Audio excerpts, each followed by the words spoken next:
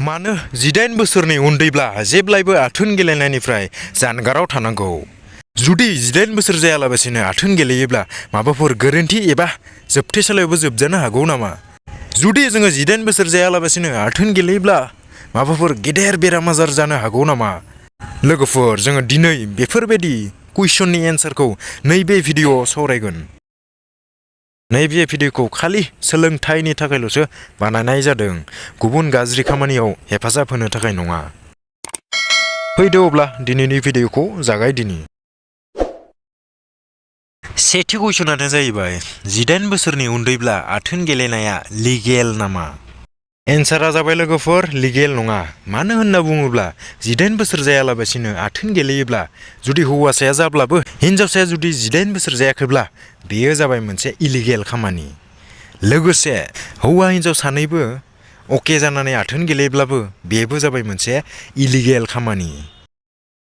कुइसन number 2 दं, 18 बोसोर बैसोनि उन्दैब्ला आथोन गेलेनाया देहानि थाखाय मोजां नामा? एन्सारा जाबाय लोगोफोर, मोजां नङा।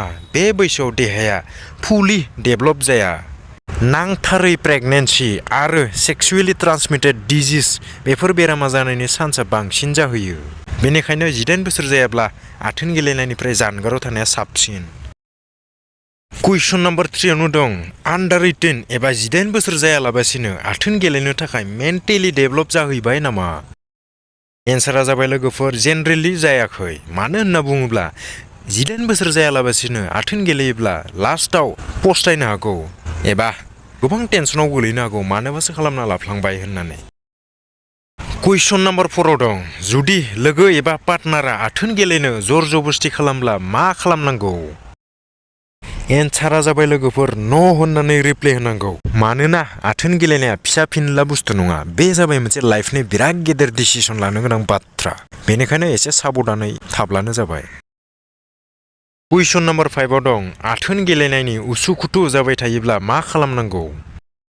एन्सारा जाबाय लोगोफोर, मोजाङै इनफरमेसन लानांगौ।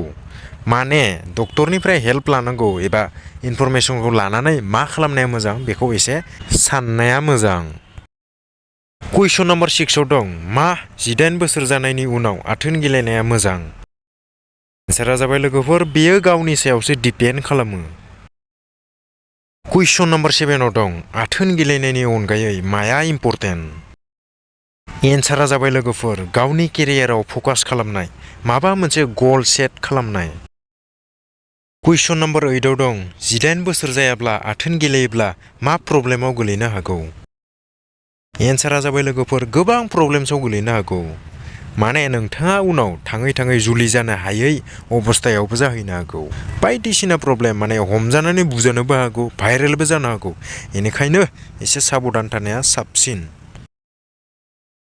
लोगोफोर, जुदि भिडिअ'खौ मोजां मोनदोंबा लाइक खालाम आरो चेनेलखौ साबस्क्राइब खालाम। लोगोसे आरो माबाफोर सोंनो गोनां दङब्ला कमेन्ट बक्सआव कमेन्ट खालाम। भिडिअ'खौ शेयार खालामनो हो लोगोफोर।